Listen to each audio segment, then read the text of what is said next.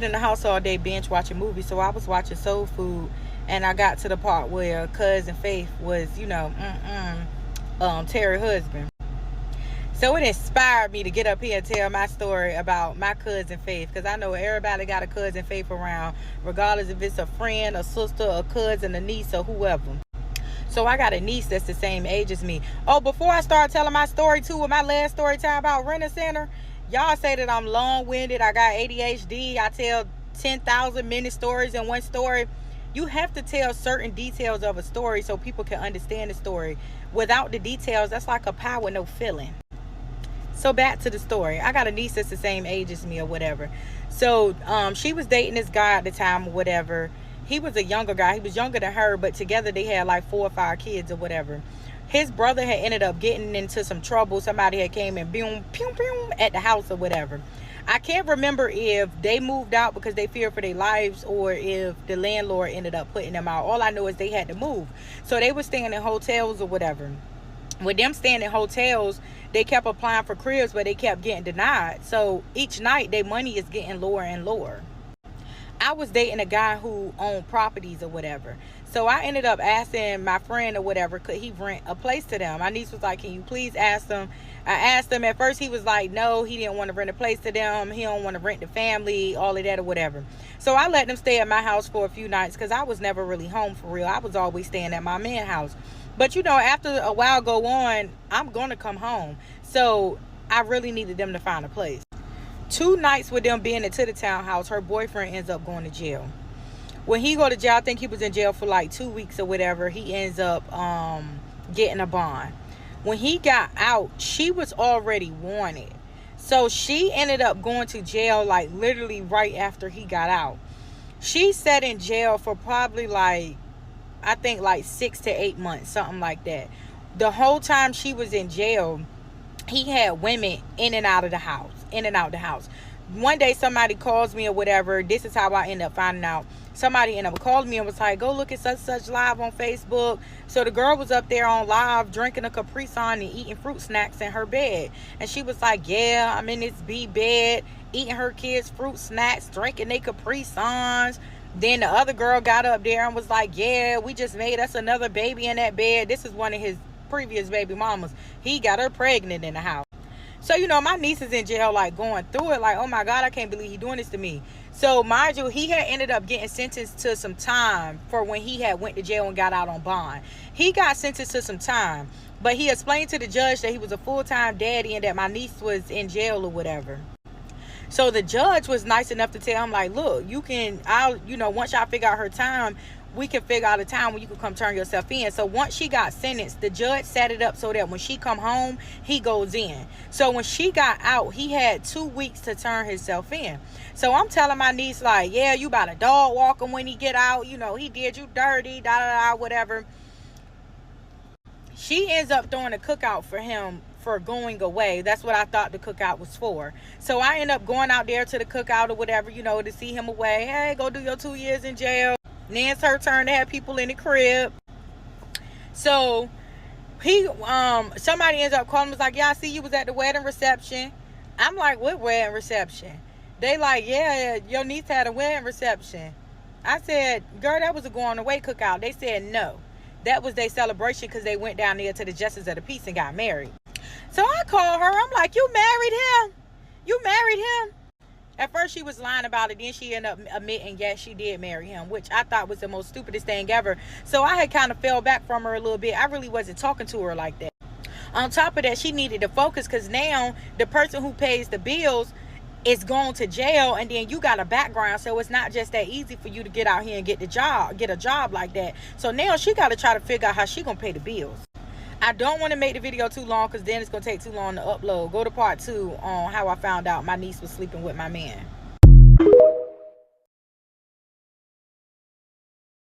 Y'all people on TikTok is really crazy. Let me hurry up and stay at this story time before I get beat up.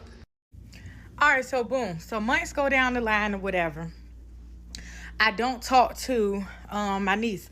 I wasn't talking to her because I felt some type of way about her getting married after the dude did all of that to her. So she ends up calling me one day, asking me Why she hadn't heard from me, why I wasn't talking to her. I kept everything short, sweet, and simple. So her mom ends up moving down here, which is my sister. And she was living in Atlanta, and she went to the store, came back home. Her boyfriend had died, but that's neither here nor there. So anyways, my sister was living back down here now. I ended up going out one night with my friend. She lived in a different city than me. So she came and picked me up. The plan was for me to stay the night at her house after the club. But once we went to the club, I didn't feel like staying the night. So I ended up calling my sister to see if she happened to be on that side because she hung in that city. So she was like, yeah, she would pick me up, give me a ride home. She come pick me up. I get in the car with her or whatever. And we talking to her, and she telling me how my niece's attitude had been real, real bad. So I was telling her, like, yeah, because my dude went around there yesterday to go fix her AC. And while I'm on the phone with him, her attitude was real nasty. And she was like, tuh, you ain't crazy. Put that shit together, sis. Girl, put what together? What is you talking about? She was like, you ain't stupid. I said, what you mean I ain't stupid? I was stupid. I was totally oblivious because I didn't know what the fuck she was talking about. So she was like, listen, I don't got no stone facts or whatever. She was like, but I think they messing with each other. So I was like, why you think they messing with each other? So she just started like naming stuff. She was like, he had got her a car. She said that the rent had went from one price. She said he was giving her care credit to get the kids some glasses. He had gave her a gift card to go get some Victoria's Secret. I was like, what? So I ended up calling him, asking him about it or whatever. Of course, he denied it. I ended up calling her, asking her about it. Of course, she denied it. She started downplaying her own mama. Da da da. This is how I found out for a fact that they were, and I wasn't just speculating. 2 days after I found that out about them, that's when I ended up taking my trip up the road to prison. I went to jail though, of course it took time before I got sentenced to prison or whatever, but I had ended up getting locked up or whatever. And while I was in jail, he still never admitted it. But I really wasn't talking to him like that because I knew it wasn't a lie. She ends up being wanted for a murder or conspiracy to a murder. This is how everything was solid that they was dealing with each other. Someone had ended up getting murdered in her house. And when they went on a hunt to go look for her, they ended up kicking in his house because he was the landlord of the house. And I guess they had got word that him and her was, I don't know. All I know is that they found her at his house butt naked. A lot of people in the comments kept asking me to get up here and to do a part 3 of the story about my niece, but it's really not much to part 3 besides he ended up admitting it. I asked him, like, how did y'all even get to that point? He told me he went around her house one day to go fix something, and she was like, you look stressed out, like you need your suck. So that's how they ended up starting whatever they had. And he really honestly was just a man that just won't bout nothing. While I was away, he actually ended up having a baby by one of his kids' mom's best friend. And her and this girl have been best friends forever. And his reasoning for having a baby by his baby mama's best friends was because, and y'all about to really laugh at this because y'all kept asking, why does everybody end up going to jail? This the kicker. He ended up going to jail too. He had his stuff together or whatever, but he was a computer maniac. He knew how to get up there and make it do what it do. He made one of his baby mamas mad, and they called the feds on him and told the feds everything that he had going on. So when he go to court, he ends up getting out on the little monitor thing or whatever.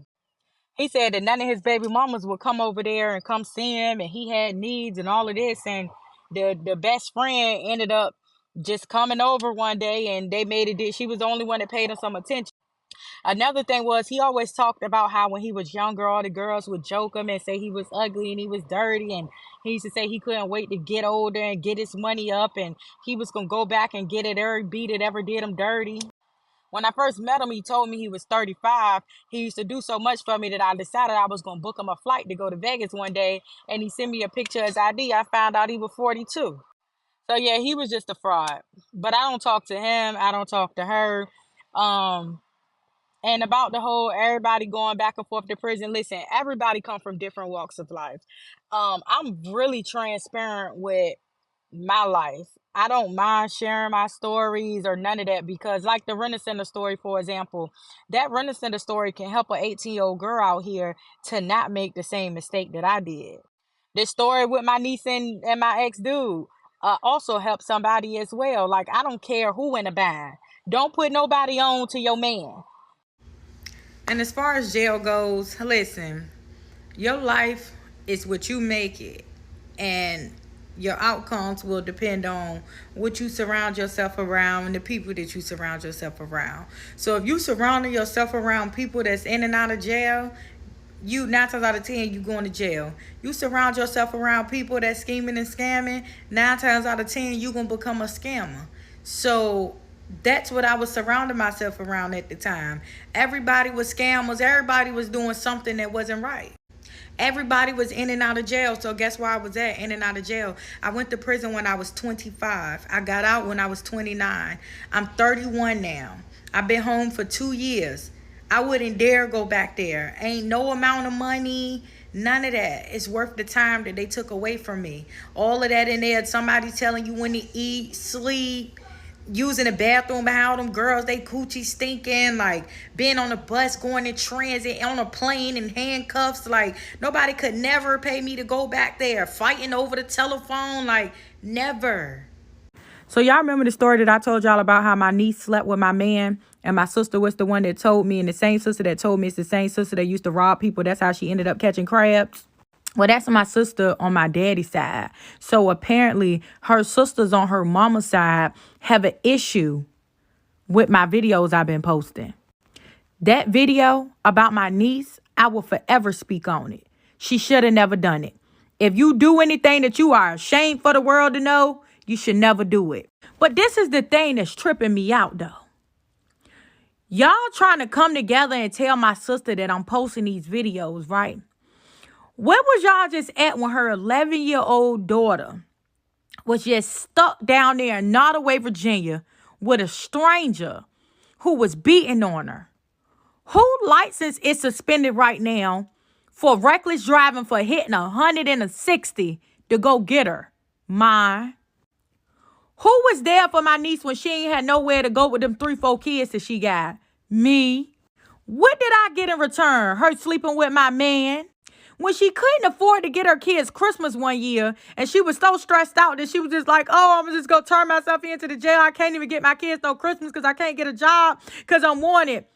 Who called her and told her to come pick up $4,000? Big dog. My sister had an aneurysm on her brain. She's in a shelter right now, all the way out in New York. She's stuttering. She ain't got no money. She just ain't right now. Can't do nothing for herself. Why is she in New York in the shelter and she got all these sisters? I let her come stay with me. She ended up leaving.